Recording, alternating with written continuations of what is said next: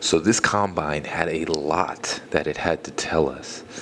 Welcome back, Dolphins. This is going to be another mock draft post-combine, just so that I want you all to know. First off, to start off with this, I just want to pre-forewarn anybody that's going to write in the comments about a quarterback after watching this combine. Dude, the quarterbacks just, they don't look good. Like, Seth Hennigan looked pretty decent. A lot of the quarterbacks just look like trash. You know, Jackson Dart, didn't really look that great. A lot of these quarterbacks were missing throws, like just didn't know where to place the ball. Like a lot of them, even Dylan Gabriel, like he supposedly is the accurate guy, and he was missing a lot of throws too. Like I don't want to hear it with these quarterbacks because I'm not picking any of them. Like I just don't see us wasting a pick on some of these quarterbacks that are such project players. But a couple players that I want us to get, well known with. And I think there's a certain player in the first round that we're kind of really moving towards targeting just because of, what his combine was, what his whole situation is, how he is in certain schemes, the type of player that he is. I think there's a certain guy that I'm pretty sure we're going to be targeting with that 13th pick. So yeah, we'll get right into it. This is going to be the post-combine mock draft we are doing, and we're just going to get right into it. I'm going to tell you right now, there's a couple guys that I think did extremely well at this combine, and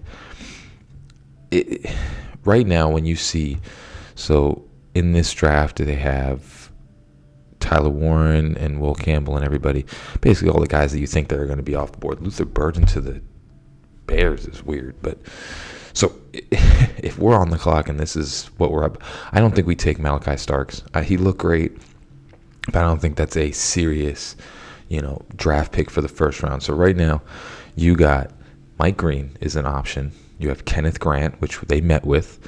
You have Walter Nolan, and Armand Membo down there. These are the guys that I think you have to go for. Membo's going to shoot up. He's not going to be ranked 24th after this combine. He ran a 4.91 for an offensive lineman, which is absolutely ridiculous. Kelvin Banks. So right now, Kenneth Grant being there is a huge option, but the way that Mike McDaniel is talking, it's looking like he wants to draft an offensive lineman. Right now, having all of these guys up here,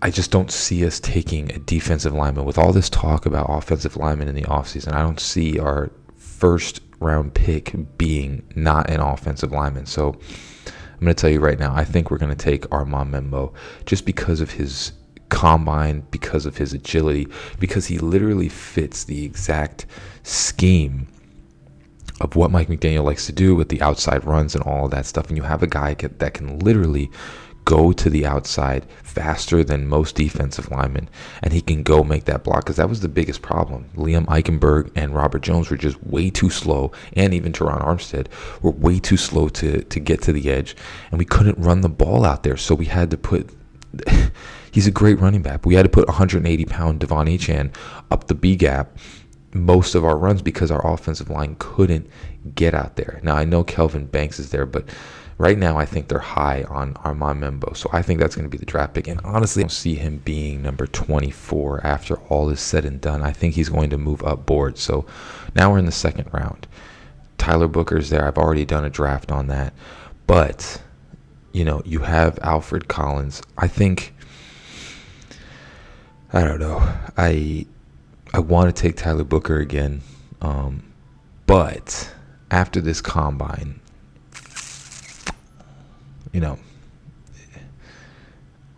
Omar Norman Lott is going to be over there. Ariante Ursary is going to be over there. I mean, Elijah Arroyo is moving up boards. Shamar Turner, it's just, I don't trust that he's going to be, worth the pick in the second round. I just, it's tough, man, because he played good sometimes, but there's a lot of work that needs to be done on him. Alfred Collins is another option. I think in the second round, you want to go big defensive end And the reason I'm saying that is because the last draft I picked Tyler Booker. I don't want to pick the same guy again, even though if I see Tyler Booker here after we pick Membo, I'm picking him. I'm not going to not pick him. Like, there's no way that I don't. But for the sake of the draft being the draft, and, I don't want to do the same draft again, I think you get that big space eater. Alfred Collins is going to be that huge dude, 6'5", 320, and he's going to just help Zach Sealer not have to take on two blockers every single time.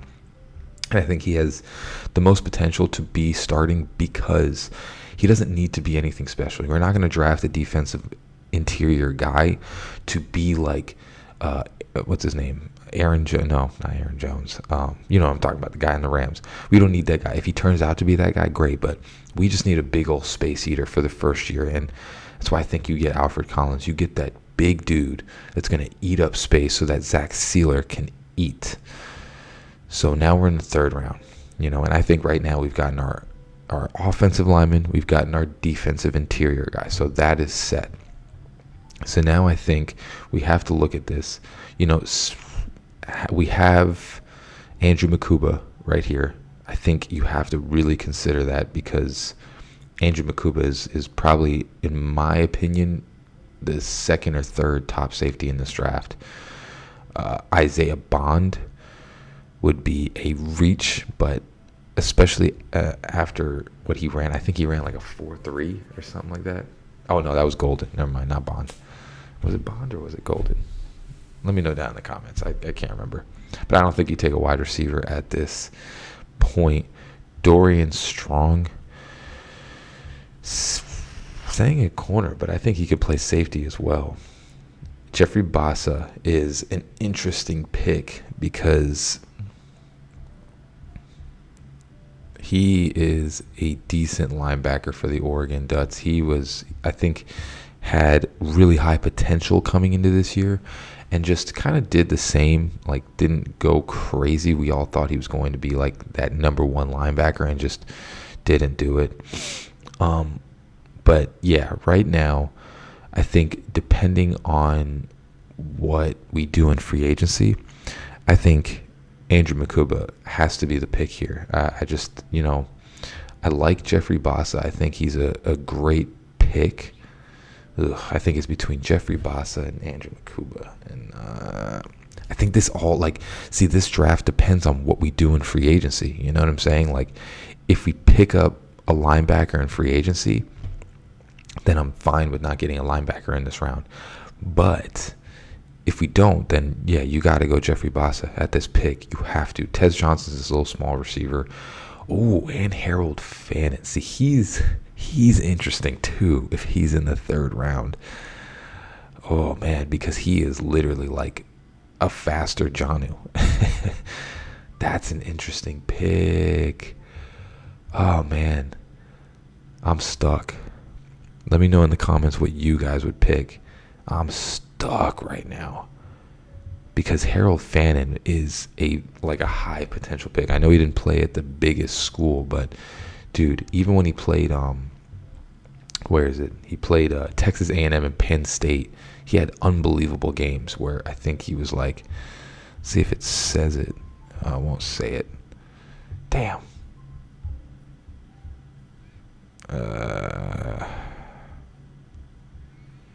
Yeah, I won't say it, but he had phenomenal games this whole year, and he's one of those guys that you could possibly be getting like another Kittle or another the guy that used to play on the 49ers a long time ago, or like another Chargers tight end. Wow, I'm blanking on all the names. Antonio, let me know down in the comments. Oh man, what do you pick here? What do you pick? Do you go safe pick and get Makuba? Oh man, because I think Harold Fannin in the two tight end set. How do you pass him up? Like, he's got so much freaking potential, bro. Oh man. Gosh. Oh, dude. Or Jeffrey Bassa. I'm stuck here. I'm just gonna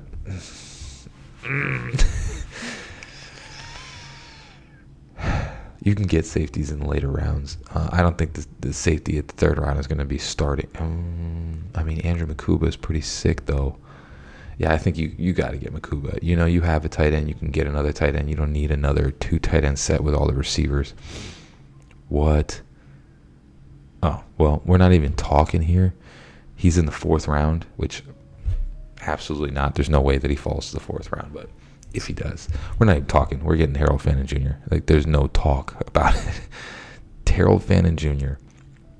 is going to be one of those guys that could be a humongous bust, or he could be the best tight end in the NFL, because against Penn State and top teams, he had incredible games. In every game I think he had like 1,700 yards or something like that in the season. He had a ridiculous season, and he was like just scratching the surface. Like, he's brand new at the tight end position. Dude, oh man, I'm like, if we can pick him up like that, oh man. All right, so now we're in, what are we in? We're in the 5th round? No, we're still in the 4th. We're in the 4th round. Damian Martinez is somebody that could possibly be, a pick that you would consider, just because he's that big bruising power back that we need. I know everybody's going to sit there and go Jackson Dart, but looking at the quarterbacks after this combine, I'm going to be 100% real with you. I'm taking, what's his face? Out of all the quarterbacks, I'm taking Seth Hennigan. He looked the most accurate, or Tyler Show. He looked the most accurate out of all of them. I mean, dude, Jackson Dart, Quinn Ewers looked like crap. Like, he looked terrible. A lot of these guys just look horrible, dude. So, personally, at quarterback, I don't even want to hear it. Like, you watch the combine, like, these guys were missing throws left and right. And even some of the receivers were just dropping passes. Like, it was a very underwhelming quarterback combine, like one of the most that I've ever seen. Like, everybody was just missing passes, and everybody just looked so green and like didn't know what they were doing. So you got Brashard Smith, you got Riley Mills, Oladejo would be someone that you could consider, but Billy Bowman is there. Tyler Barron's there. So honestly,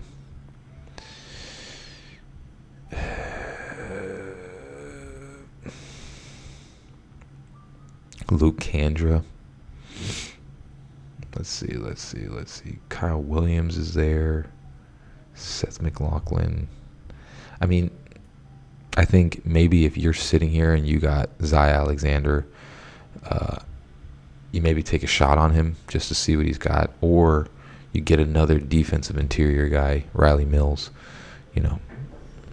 kind of a smaller dude. Where do you get another pass rusher? Oladejo is a not bad pass rusher, but I think you got to draft for like highest potential here. You got to get people that are getting on the field, and I think honestly at this point, Damian Martinez, you're in the, what are you, in the 4th round? Damian Martinez is the pick here, or a lot of running backs.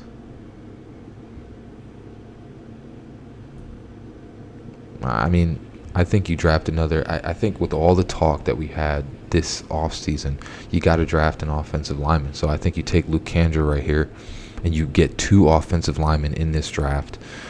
And then you got round 5. And as you can see, I don't want to hear it with the quarterbacks. These 2 look like hot garbage. I don't want to hear it. You're not getting a quarterback right now. I think Kyle Williams is going to be a very solid pickup in the late rounds. I think he looked really good. Nick Nash, where is he? I think Nick Nash is another one that looked really good. Trevor Etienne is probably another back that you can probably get in the later rounds. And he didn't look, he I don't know why people sleep on Etienne. I thought he had a great season. He's just not the like feature back he was, but I thought he had a great season. So yeah, I think me personally, Nick Nash had an awesome year, and he looked really good at the combine. I think he looked really freaking good. Like, he looked legit. So I think you either get Kyle Williams or Nick Nash. Yeah, because Nick Nash is one of those dudes that 6'2", I'm pretty sure. He's going to be the guy that we need in that red zone area, 6'3". So, yeah, I think possibly take a shot. I'm just going to pick Nick Nash. I think he's going to be the guy that we need in that end zone area. And now we're back. Let's see. I like Tyler Cooper. Cody Lindenberg is another one that I like, but he might be because of the coach. I'm a University of Miami fan. That coach is legit, so he might be, a coaching prodigy. Oh. Now here's a pickup.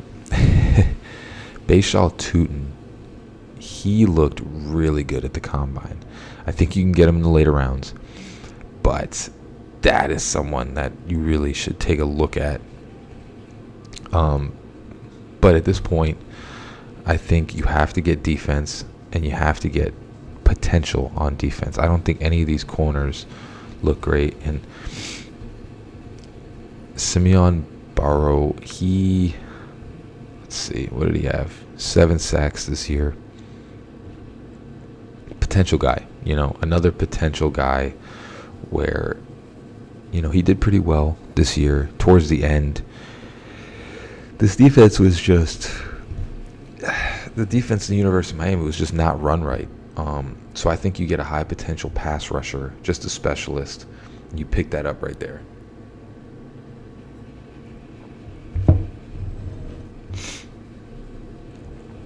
Ooh. And now we're at round 7. Wow, we skipped a lot of rounds. Holy crap, what happened to all our picks?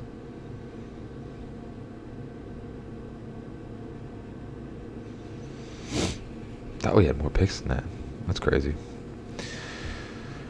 Round 7. And yeah, I mean, there's not a whole bunch here. We've been through a lot of the guys that we've talked about. Seth Hennigan is there. I don't know. Don't think you take a quarterback in this draft. I think you have to get a guy that can step in. And honestly, if he goes down, it's not good for anybody. If Tua goes down, this season's over. And again, let me see my picks. What are my picks? Did I get a running back? I did not. So yeah, I mean,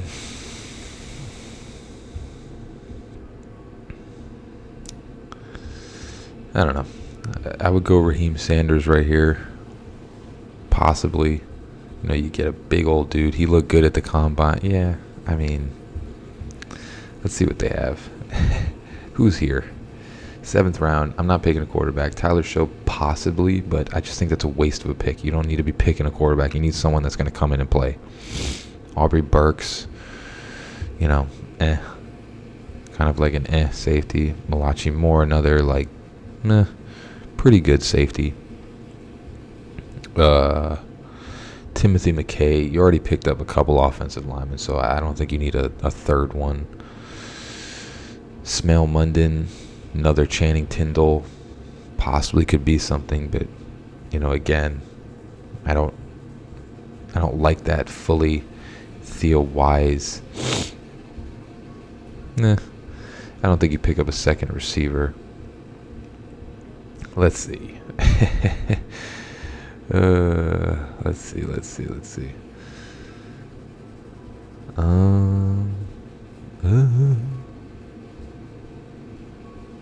I don't know.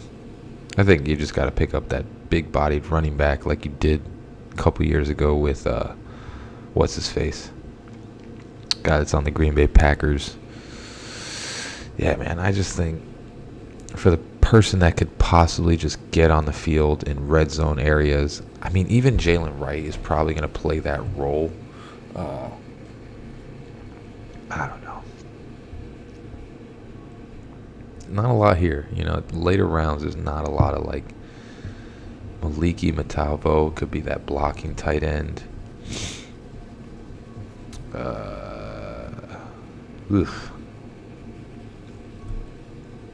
I don't think you take a third offensive lineman, but there's a lot of them right here. I'm going to go possibly, I think just get a potential player, someone that has a high potential. Malachi Moore is another one. Either Smale or Malachi Moore is probably the pick here, just because of the potential that they have. You already got a safety. You want to get another safety? Yeah, he did pretty decent. Like, he's not bad. Yeah, let's just go Malachi. I honestly think Smale is just another Channing Tindall. Oh, look at that. You have another 7, and then boom. You got another 7th. All right, let's see what we got here. Yeah, there you go. Raheem Sanders. Fill it out in the 7th round. All right. Saying a C, but I think that's the pick right there. I think everybody's seeing that he's nice. Yeah, give me a B. I think Membo's going to move up draft boards. If not, we'll trade back. I think I did 2 trades, so I didn't really want to do a trade again. But I think you're going to trade whatever it is just to get Membo or Kelvin Banks. I think I picked up Kelvin Banks last time, so I'm picking up. I think it's going to be one of the two. The way that they're talking, it's one of the two.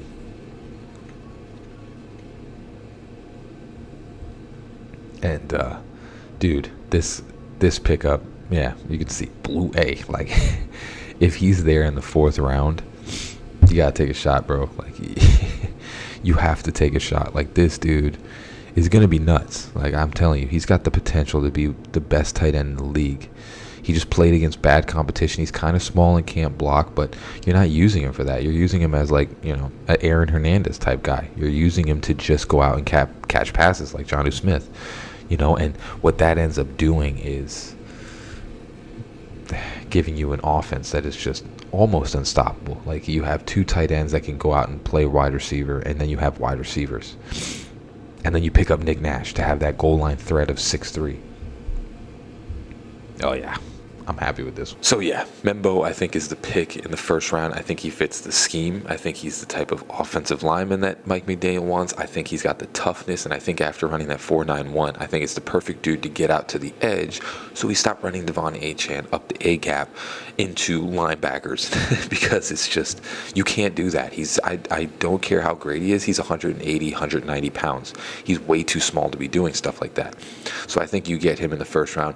You get that defensive end. And then as you go down, like players like Nick Nash are such high potential players. I think with this draft, again, why I'm saying not getting a quarterback is because you're getting someone that can come in and hopefully make some plays this year, because you need every bit of anything that you can get this year. You can't have potential players because you don't have another year after this year. You need players that come in and just can make a play. Nick Nash is one of those that he can just go in goal line sets. Dude, Harold Fannin, if he is there, that is the pickup of the century. He is going to be, if you can pick up Harold Fannin in the 4th,